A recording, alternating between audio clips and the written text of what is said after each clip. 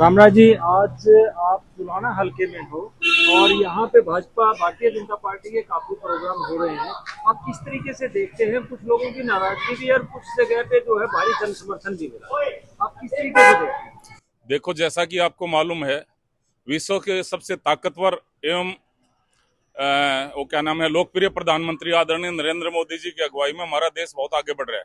चाहे रक्षा के क्षेत्र में हम आत्मनिर्भर हो गए हों, चाहे आर्थिक क्षेत्र में हम विश्व की तीसरी शक्ति बनने जा रहे हैं, और चाहे चंद्रयान चांद पर भेजना हो, चाहे G20 का सफल आयोजन हो, उससे विदेशों में हमारी धाक बढ़ेगी और हमारा व्यापार बढ़ेगा। चाहे जम्मू कश्मीर से धारा 370 और 35 से हटाना हो, चाहे ऐतिहासिक भव्य राम मंदिर का निर्माण हो, तो मैं समझता हूं ये मोदी है तो मुमकिन है। अगर मोदी जी, मैं दावे के साथ कह सकता हूं, मोदी जी किसी महान आत्मा का पुनर्जन्म है। वो भगवान श्री कृष्ण की भी हो सकती है, क्योंकि ये आम आदमी के बस की बात नहीं है। हमने कभी जिंदगी में नहीं सोचा था भाई अयोध्या धाम में एक भव्य राम मंदिर का निर्माण होगा और जम्मू कश्मीर से धारा 35 से और 370 हटेगी और विदेशों में हमारी इस तरह से धाक जमेगी। जब यूक्रेन का और रशिया का महायुद्ध चल रहा था, हमारे छात्र वहां पे यूक्रेन में फंस गए थे, तो ऐसा विश्व में पहली बार हुआ था जब मोदी जी ने दो महाशक्तियों के बीच में युद्ध रुकवा दिया था और तिरंगा झंडा लेके हमारे छात्र वहां से निकले थे और पाकिस्तान के छात्र भी तिरंगा झंडा लेके वहां से निकले थे। क्यों? लेकिन सर, जिस प्रकार से आप कह रहे हैं कि विदेशों में भाजपा नाम बिल्कुल डंका बजा है। मोदी जी ने डंका बजाया, लेकिन अगर हम देश की बात करें तो यहाँ किसान नाराज दिखाई देते हैं, युवा बेरोजगारी के कारण नाराज दिखाई देते हैं, आम आदमी पोर्टल के कारण नाराज दिखाई देता है। तो उन चीजों को आप किस प्रकार से देखते हैं? ऐसा है, कोई नाराज नहीं है। अभी अगर नाराज होते, अभी हाल ही में जिन राज्यों में हमारे चुनाव हुए थे, वहां ऐतिहासिक जीत क्यों होती? वहां मोदी जी की गारंटी पर देवतुल्य जनता जनार्दन ने मोहर लगाई थी और वो गारंटी अब सुनामी का रूप ले चुकी है।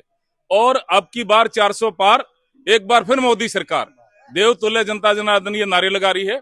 हरियाणा में भी आप पोर्टल की बात कर रहे हो, ये माननीय मनोहर लाल जी का बहुत ही ऐतिहासिक कदम था, क्योंकि लोग घंटों लाइन में लगते थे, मजदूर अपनी दिहाड़ी छोड़ देता था, कर्मचारी अपनी छुट्टी करता था, जब जाकर वो लाइन में लगते थे, कहीं शाम को नंबर आ गया तो आ गया, नहीं आया तो नहीं आया। अब पोर्टल पर अपना अपलोड कर देते हैं और उनका काम अपने आप हो जाता है। जिस बुजुर्ग की पेंशन करवानी है, अपना आप पेंशन हो जाती है, राशन कार्ड बनना अपना आप बन के आ जाता है। प्रॉपर्टी आईडी बहुत ऐतिहासिक कदम है। प्रॉपर्टी आईडी का मैं एडवोकेट हूं। उससे क्या है, आपकी प्रॉपर्टी आईडी बनी हुई है, कोई दुनिया की कोई ताकत नहीं कोई आपके प्लॉट पर कब्जा कर लेगा। अब आप किसानों की बात पे आ जाओ। हमारे किसान खुश, आप कह रहे हैं, जैसे कई लोग कह रहे हैं खुश नहीं खुश नहीं है। सबसे ज्यादा खुश मोदी जी से किसान है। सबसे ज्यादा फसलों का भाव एमएसपी पे हरियाणा दे रहा है। 14 फसलों का हम भाव एमएसपी पे दे रहे हैं, जबकि अन्य राज्यों से हमारा भाव सबसे ज्यादा है।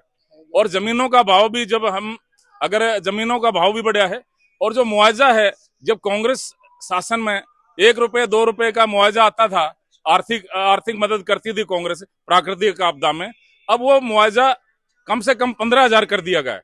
बीजेपी के लोगों को गांव में नहीं घुसने दिया जा रहा है और कांग्रेस अपना उम्मीदवार नहीं उतार पा रही है। आप किस प्रकार से देखते हैं एक राष्ट्रीय प्रवक्ता होने के नाते? देखो, जेजेपी का तो जेजेपी बता सकती है भाई उनसे क्या नाराजगी है। और मैंने सबसे पहले टीवी चैनल पे ये कहा था कि जेजेपी के साथ में हमारा चुनावी समझौता नहीं था, हमारा सिर्फ सरकार चलाने का समझौता था, चुनावी समझौता नहीं था। अब मान लो उनकी इच्छा शक्ति बढ़ गई, तो वो तो माननीय राष्ट्रीय नेता इसका फैसला करते हैं, हमारी राष्ट्रीय कार्यकारिणी करते हैं, मोदी जी करते हैं। तो चुनाव में क्या समझौता किससे करना नहीं करना है, ये हमारे ऊपर से हमारे ऊपरले लेवल की बात है। जहां तक मनोहर लाल की मनोहर नीतियों की बात है, जिनकी 3 पीढ़ी खाली चली गई थी, कोई चपड़ासी उस घर का नहीं लगता था, आज उस घर का बच्चा, किसान का बेटा, मजदूर का बेटा, आज गरीब का बेटा बिना खर्ची बिना पर्ची के क्लास 1 अफसर लग रहा है। मैं समझता हूँ ये अपना आप में ऐतिहासिक घटना है और माननीय मनोहर लाल जी का मैं प्रदेश की जनता की तरफ से हार्दिक आभार प्रकट करता हूँ। और नए मुख्यमंत्री जी आए हैं, बदलाव एक प्रकृति का नियम है और बदलाव उन्होंने माननीय मनोहर लाल जी ने कहा था कि अगर युवा शक्ति आगे आए तो मैं समझता हूं कि पार्टी मेरे को और कोई काम सौंप दे और युवा शक्ति को आगे आना चाहिए। तो केंद्रीय नेताओं ने उनकी बात मानी और उनको बहुत बड़ी जिम्मेवारी देने जा रहे हैं। वो हमारे देश की सबसे बड़ी पंचायत के सदस्य बनने जा रहे हैं, वो राष्ट्रीय नेता बन रहे हैं। उनका आशीर्वाद, प्यार, स्नेह वो हमारे को आज भी मिल रहा है, आगे भी मिलता रहेगा। और नए मुख्यमंत्री जी हैं जो बहुत ही युवा हैं और कर्मठ हैं और उनकी इच्छा शक्ति बहुत मजबूत है। और मैं समझता हूं जहां भी वो जाते हैं एक विशाल जनसमूह उनको आशीर्वाद देने के लिए जनसमूह उमड़ जाता है।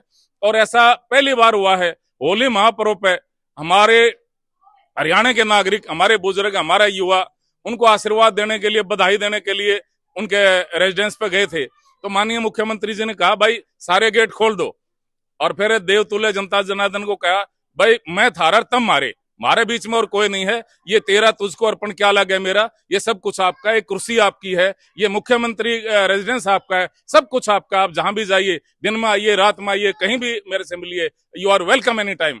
मैं समझता हूं ऐसे मुख्यमंत्री को मैं सलाम करता हूं, मैं उनको नमस्कार करता हूं। और हमारी देवतुल्य जनता जनार्दन को आज बहुत ही ऐतिहासिक पुरुष हुए हैं महात्मा ज्योतिबा फुले जी, जिन्होंने नारी शिक्षा पर जोर दिया, बहुत बड़े समाज सुधारक हुए हैं। मैं उनको भी नमन करता हूं और उनको अपने श्रद्धा सुमन अर्पित करता हूं। और 2 दिन बाद हमारे बहुत ही ऐतिहासिक पुरुष डॉक्टर BR अम्बेडकर की जयंती है, मैं उनको भी नमन करता हूं हमारे देवतुल्य जनता जनार्दन की तरफ से। एक आखिरी सवाल जी, 80 पार का नारा दिया था, 40 जीते आई, लेकिन अब 400 पार का नारा दे रहे हैं, तो अब की बार 4 जून को आपको क्या नजर आ रहा है? देखो वो शुरू की बात थी और कई बार ऐसा हो जाता है भाई, आकलन भी गलत हो जाता है। और उस टाइम में हमारी सरकार नई थी और फिर हमने काम बोलता है, हम काम के आधार पर देवतुल्य जनता जनार्दन के सामने जा रहे हैं। आप ये बताओ 5 लाख तक का इलाज फ्री कर दिया। हमारे बुजुर्ग हैं, हमारे ग्रामीण हैं, इनका जो हमारा कोई भी बच्चा बीमार हो जाता था, हमारा युवा, हमारा कोई भी बीमार हो जाता था, उसमें पैसा बहुत खर्च होता था। हम अंगूठा टेक के, हम तो गांव के आदमी हैं भाई, हम तो ब्याज पर पिए लावांगे, फिर वो ब्याज में कट टूट जाती थी, वो उतरते नहीं थे, अपनी जमीन गिरवी रखनी पड़ती थी, अपना प्लाट बेचना पड़ता था। मैं समझता हूं बट डबल इंजन की सरकार ने इससे बड़ी ऐतिहासिक कार्य हो ही नहीं सकता। अब आप एक बहुत ही अच्छे चैनल के बहुत सीनियर जर्नलिस्ट हैं, मैं समझता हूं आप इस गांव में देखिए, हर एक गांव में देखिए भाई, किसी गांव के 40 बालक लग रहे हैं, किसी के 20 बालक लग रहे हैं और बिना खर्ची बिना पर्ची के लग रहे हैं। मैं समझता हूं अपने आप में ऐतिहासिक घटना है। समान विकास कार्य पूरे प्रदेश में हुए हैं भाई। हमने ये नहीं पूछा MLA कौन सी पार्टी का है, हमने समान विकास कार्य हरियाणा एक, हरियाणा भी एक, सबका साथ सबका विकास, इस पैटर्न पर हमारी सरकार काम कर रही है। और माननीय मोदी जी और माननीय मनोहर लाल की मनोहर नीतियों को हमारे मुख्यमंत्री जी बहुत आगे बढ़ा रहे हैं, उनका अनुसरण कर रहे हैं। और मैं उनको देवतुल्य जनता जनार्दन की तरफ से उनकी बधाई देता हूं और भगवान उनको दीर्घायु दे, उनका स्वास्थ्य ठीक रखे और उनका भविष्य उज्जवल हो। नमस्कार, रामराजी शर्मा, प्रदेश प्रवक्ता भाजपा हरियाणा।